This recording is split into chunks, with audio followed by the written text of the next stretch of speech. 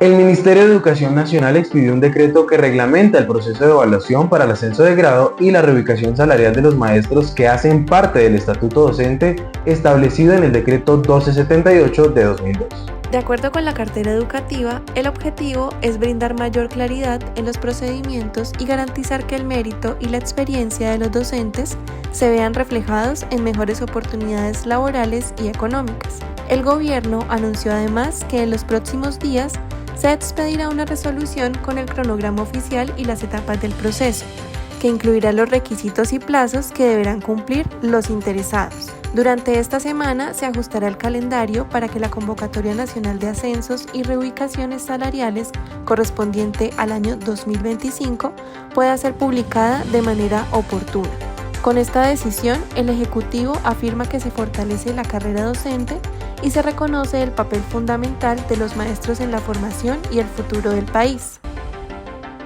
La Sala Laboral de la Corte Suprema de Justicia corrigió un error jurídico cometido por un tribunal al analizar un proceso en casación sobre pensión familiar. Según el alto tribunal, no se puede exigir como requisito que la pareja demuestre convivencia o relación conyugal durante los 5 años anteriores a cumplir los 55 años de edad.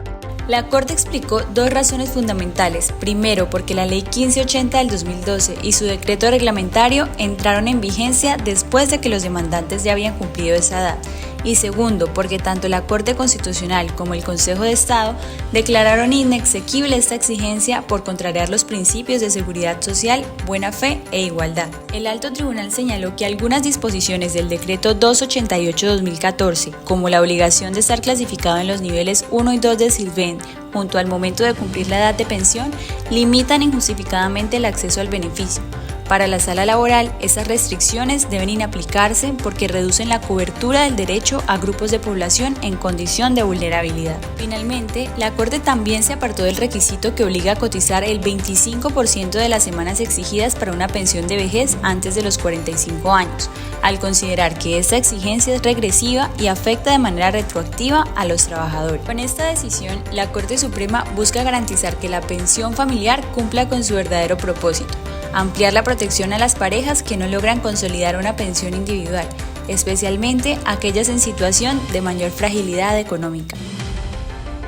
La Corte Constitucional emitió un fallo en el que precisó que en casos de enfermedades crónicas, degenerativas o congénitas, la pérdida de capacidad laboral no ocurre de manera inmediata, sino que se desarrolla de forma progresiva. El pronunciamiento se dio tras estudiar la tutela presentada por un ciudadano en condición de discapacidad, a quien la Junta Nacional de Calificación de Invalidez le negó la sustitución pensional que reclamaba como hijo inválido. La negativa se basó en que la fecha fijada para la pérdida de capacidad laboral fue posterior al fallecimiento de sus padres. El accionante argumentó que no se tuvo en cuenta el carácter genético y progresivo de su enfermedad, ni tampoco se valoró adecuadamente su historia clínica. En consecuencia, le ordenó a la Junta Nacional de Calificación de Invalidez emitir una nueva decisión basada en el dictamen de 2024, que determinó una pérdida de capacidad laboral del 50.7% y la estructuró desde 1983. Asimismo, le ordenó a Colpensiones reconocer, liquidar y pagar la sustitución pensional correspondiente. El alto tribunal recordó que los dictámenes de las juntas de calificación son un hecho médico que debe estar debidamente motivado y que para fijar la fecha de pérdida de capacidad laboral es indispensable realizar un análisis integral de la historia clínica, exámenes y ayudas diagnósticas. Finalmente, la Corte reiteró que el dictamen de estas juntas no es la única prueba válida para acreditar la fecha de pérdida de capacidad laboral, especialmente en casos de enfermedades crónicas, degenerativas o congénitas, donde la discapacidad se manifiesta de manera gradual. También la Corte Constitucional concedió la protección de los derechos fundamentales a la seguridad social, al debido proceso y al mínimo vital de una mujer que había recibido en 2002 una pensión de invalidez de origen común. En 2018, tras una revisión, esa pensión le fue retirada bajo el argumento de que presentaba una pérdida de capacidad laboral del 42.85%. Ante esa decisión, la afectada solicitó ser nuevamente evaluada. El alto tribunal señaló que la Junta Nacional de Calificación de Invalidez incumplió su deber de realizar una valoración integral y de garantizar plenamente el debido proceso.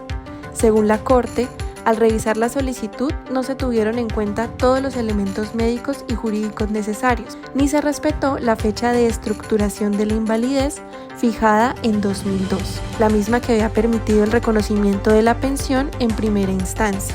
El fallo recordó que la revisión periódica de la pérdida de capacidad laboral no puede usarse como un recurso adicional para desconocer derechos adquiridos, sino como un procedimiento técnico que solo debe verificar si existen cambios significativos en la condición de salud del pensionado.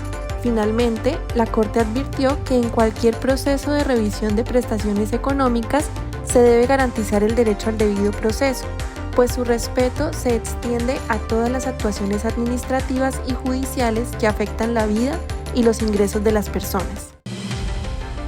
En una reciente sentencia, el Consejo de Estado precisó que los intereses moratorios establecidos en la Ley 100 de 1993 solo pueden aplicarse cuando la pensión ha sido reconocida y la entidad encargada incurre en mora en el pago de las mesadas. El alto tribunal explicó que no es posible reclamar intereses sobre el retroactivo pensional que corresponde a periodos anteriores al reconocimiento formal del derecho, pues los intereses de mora tienen como finalidad asegurar el pago puntual de las obligaciones ya definidas y no cubrir situaciones que aún están en discusión.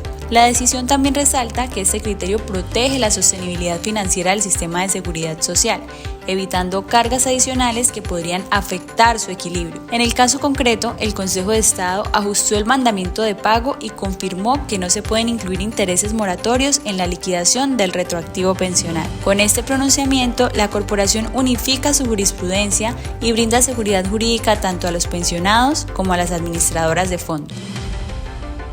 La Comisión Primera de la Cámara de Representantes aprobó en primer debate el proyecto de ley que busca revivir la mesada 14 para los docentes del país. Es un acto de justicia, devolverles un derecho que tenían y que en el 2005 lo perdieron. Esto es un reconocimiento para todas estas personas, hombres y mujeres, que han hecho tanto por nuestra niñez. Esta mesada 14 es para todos los maestros y maestras que no reciben una mesada 14. No importa de qué estatuto educativo sea, cuando lo hayan nombrado, cuando ya se hayan pensionado. Simplemente no tener mesada 14 para hacer algo de justicia, devolverles lo que ya tenían. De ser aprobado en su totalidad, más de 65.000 maestros jubilados y sus beneficiarios recibirían una remuneración adicional, que se sumaría a las 13 mesadas actuales. La iniciativa contempla adicionar un parágrafo al artículo 48 de la Constitución para garantizar este beneficio a los docentes nacionales, nacionalizados y territoriales. El coordinador ponente, representante Gercel Pérez, del partido Cambio Radical, afirmó que la propuesta busca reivindicar a los maestros de Colombia, recordando que la mesada 14 fue eliminada en 2005 mediante un acto legislativo. Destacó además que el proyecto cuenta con el respaldo de al menos 100 congresistas entre el Senado y la Cámara. Por su parte, la representante liberal, Piedad Correa, coautora del proyecto, pidió al Gobierno Nacional y al Ministerio de Hacienda pronunciarse para garantizar que la medida no se convierta en una promesa incumplida por falta de recursos. Con esta votación inicial, el proyecto inicia su cambio con el Congreso, con el reto de avanzar en los próximos debates para convertirse en ley.